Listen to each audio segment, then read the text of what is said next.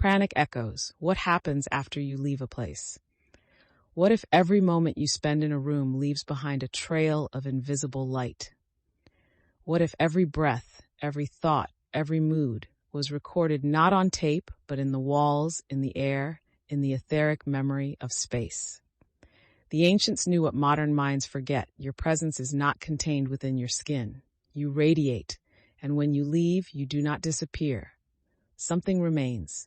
This is the mystery of the pranic echo, the energetic impression that outlives your body in a room.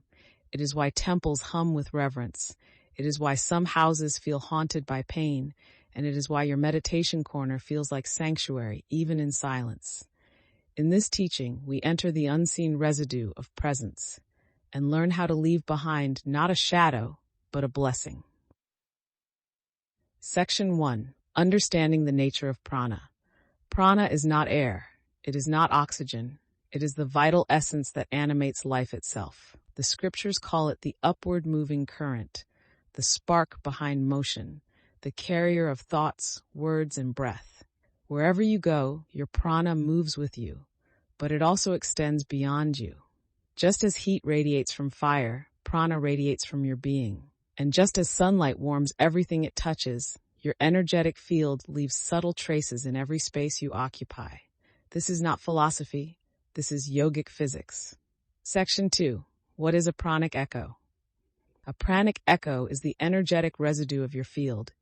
It is the after image of your presence, not visible to the eyes, but felt by the heart, sensed by the body, recognized by the subtle self.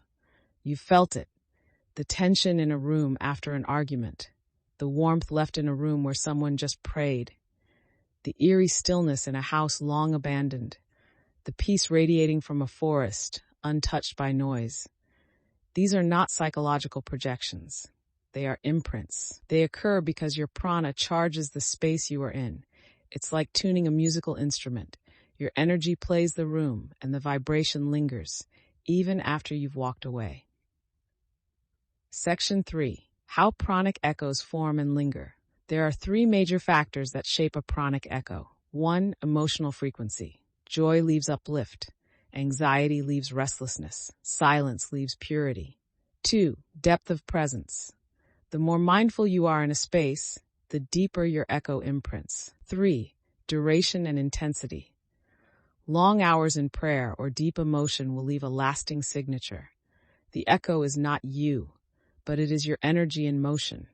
And just like footprints in sand, if undisturbed, they can remain long after you're gone. This is why sages are careful with where they sit, where they meditate, even where they speak, because they know energy lingers. Section 4. Sacred architecture and energy retention. This is also why temples are built in particular ways. The garbhagriha, the innermost sanctum, is not designed for visual grandeur. It is built to contain vibration. Why are ceilings high? To lift the resonance upward.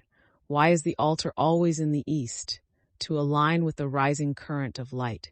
Why is the stone cold and unpainted? To absorb and hold silence.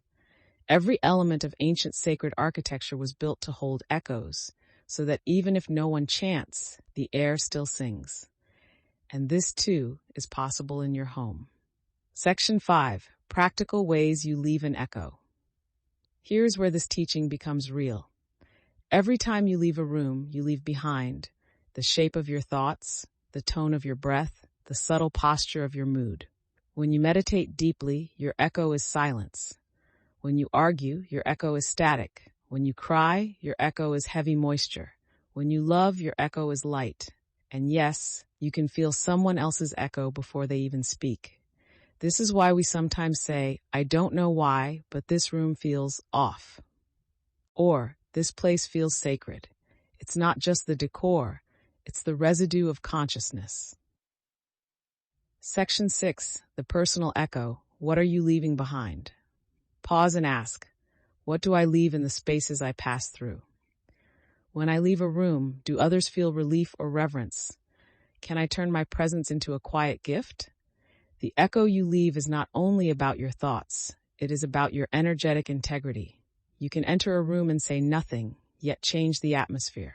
You can exit a conversation in silence, yet leave behind healing. The highest yogis do not speak much, but the rooms they occupy never feel the same again, because they do not just visit space, they bless it. Section 7.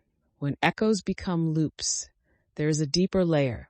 When pranic echoes accumulate and go unacknowledged, they can become loops. For example, a room where you always worry becomes a space where worry echoes back, making it hard to relax. A home where grief was never released becomes heavy, even for guests. A workplace filled with tension creates repeating burnout cycles. The space begins to feed back the same frequency until someone becomes aware and dissolves the loop. This is why the yogi regularly purifies space, with mantra, with sacred sound, with fire, with conscious silence, to keep the echoes from turning into karma. Section 8. How to leave a harmonious echo. Try this. Before leaving a room, close your eyes. Take one deep, conscious breath. Exhale your presence into the room, calm, loving, clean. Smile without anyone needing to see it, then leave. You have just changed the vibration of that space, not symbolically, literally. You can also whisper a mantra under your breath. Touch the doorframe lightly with gratitude. Bow slightly as you exit a sacred space.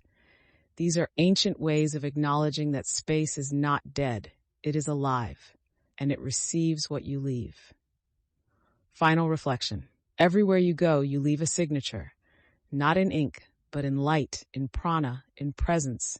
Let your signature be clean. Let your echo be still. Let your presence become the hidden blessing in every room you touch.